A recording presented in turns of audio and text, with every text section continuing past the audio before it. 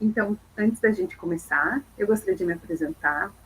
Eu me chamo Juliana e o meu trabalho é conversar com crianças e adolescentes sobre o que pode ter acontecido com elas.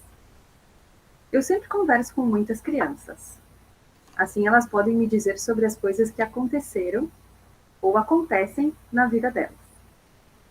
Há 6 pessoas na sala de audiência: o juiz, o promotor, os defensores, advogados.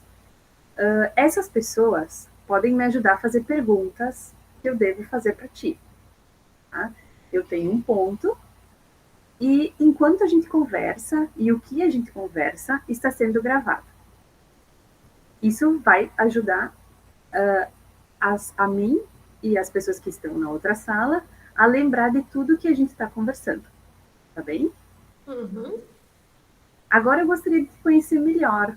Eu gostaria que tu te apresentasse, que tu dissesse o teu nome, a tua idade, para que eu e as outras pessoas as pessoas na outra sala também possam te conhecer. Meu nome é Maria Elisa Antônio Roers, eu tenho 35 anos e eu moro em Porto Alegre. Tem algumas regras que a gente tem que conversar antes de iniciar a nossa conversa, antes de eu te fazer perguntas. Tá? É muito importante que tu me diga apenas coisas que aconteceram contigo. Tá bem? Uhum. Tu sabe melhor do que eu sobre as coisas que aconteceram. Então é importante que eu entenda tudo que tu tem para me dizer.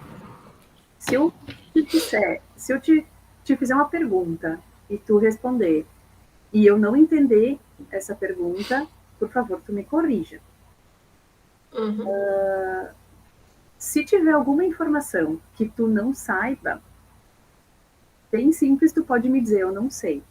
Tu não precisa chutar essa informação. Só me diz, eu não sei. É muito importante que tu me diga, novamente, que tu me diga apenas o que tu sabe. Então, Maria Elisa, tu sabe por que tu veio aqui hoje? É porque eu presenciei umas agressões com um menino. Eu acho que é em função disso. E quem te disse que tu vinha para cá hoje? A minha família disse que eu viria hoje para falar sobre isso. Me conta um pouquinho mais sobre essas agressões que tu disse que tu presenciou. Esse menino, ele estava saindo da escola e daí no meio do caminho apareceu um grupo de uns meninos maiores e começaram a correr atrás dele.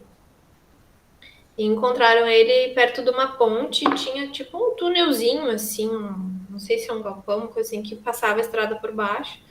E daí esses meninos pegaram ele, dois seguraram, colocaram a camiseta dele assim por cima da cabeça, atiraram, deram socos nele, no rosto, bateram na barriga dele, assim, tipo, tocando tambor, fizeram um negócio de fogo, assim, como se fossem queimar ele, assim, perto dele, com um isqueiro, lança-perfume, não sei o que era aquilo.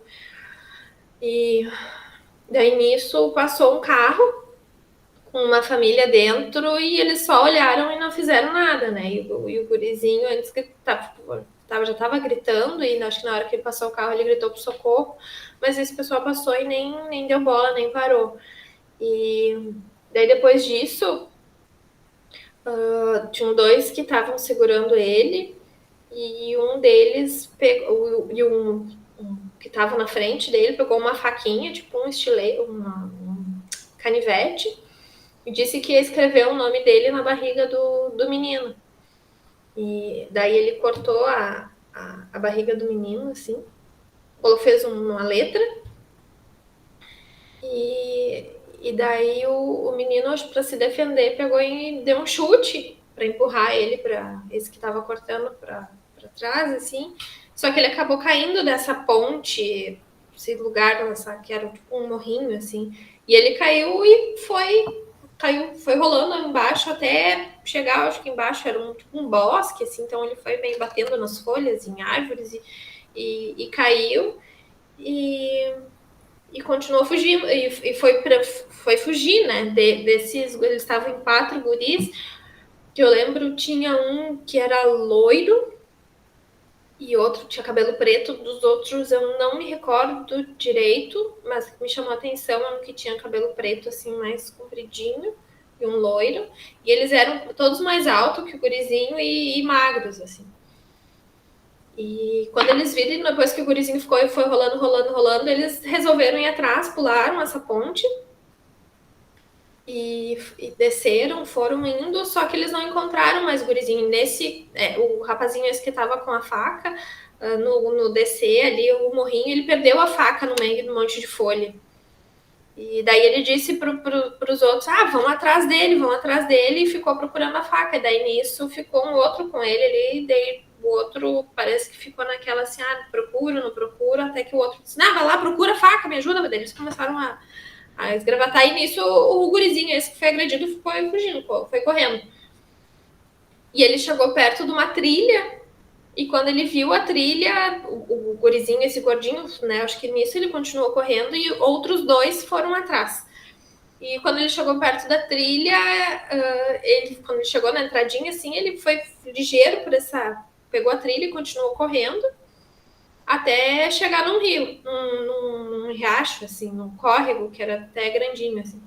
E ele foi descendo, pegou, como dava para caminhar dentro desse rio, assim, que não era um córrego, sei lá, dava uma água no joelho, no meio da perna, ele continuou descendo. E os outros 2, quando chegaram nessa parte da trilha, um foi para um lado e o outro resolveu pegar a trilha. Uhum. E seguiu, e esse que resolveu pegar a trilha era o que tava um moreninho, esse com o cabelo mais compridinho, assim, que lá. E daí o gurizinho desse, no meio do rio, ele continuou correndo, até que ele chegou era tipo uma tubulação grande, assim, que tinham outras crianças que estavam brincando ali e se assustaram quando viram ele descendo daquele rio todo machucado, com o rosto machucado, porque acho que ele levou soco, né? E todo sujo. Foi mais ou menos isso que eu lembro que aconteceu. Tu poderia me contar aonde tu estava testemunhando, observando todas essas cenas?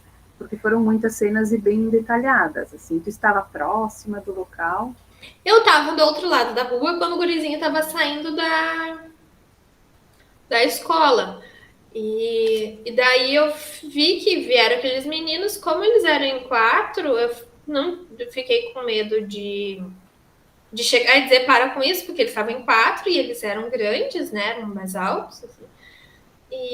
Só que daí eu fui acompanhando, eu fui indo pelo outro lado da rua, fui tomando uma distância e continuei indo assim para ver até onde eles iam. E fiquei escondida, cuidando até chegar naquela parte da ponte.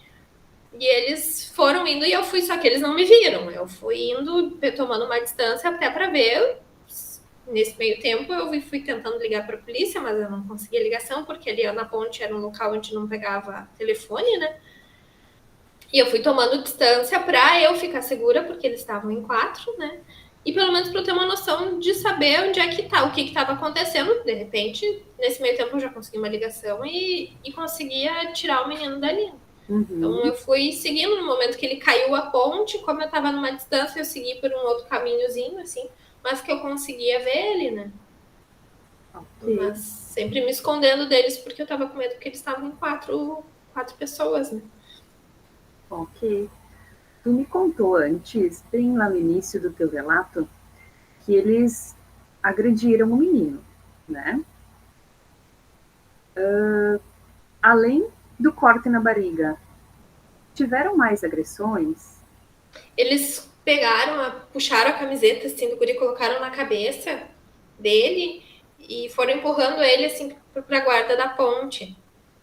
E daí tiraram a camiseta, só que acho que, se não me engano, quando a camiseta tava na cabeça, assim, eles ficaram batendo aquele negócio de bater tambor na barriga dele, avacalhando com ele, né? E daí, quando eles seguraram ele, o menino esse que puxou a faca, deu vários socos no rosto dele e ele ficou com o nariz sangrando. Tu lembra qual das narinas estava sangrando? Ai, eu não vou lembrar. Porque como eu não estava tão perto assim, eu vi que saiu sangue, mas eu não lembro, não tenho como te dizer se foi a direita ou a esquerda. Está bem? Então, por hoje, eu te agradeço pelo depoimento, tá? As informações que tu me trouxe foram muito importantes e vão ser muito importantes para o caso também. Quem está te esperando ali de fora? A minha família. A tua família. Então tá bem. Eu desejo um bom retorno para casa. Caso tu tiver mais informações e que tu queira conversar mais sobre o caso, eu vou deixar o meu contato contigo, tá? E tu pode me enviar uma mensagem que eu vou estar à disposição para te atender, tá bem? Tá bom, então. Muito obrigada. Um bom retorno para casa. Obrigada.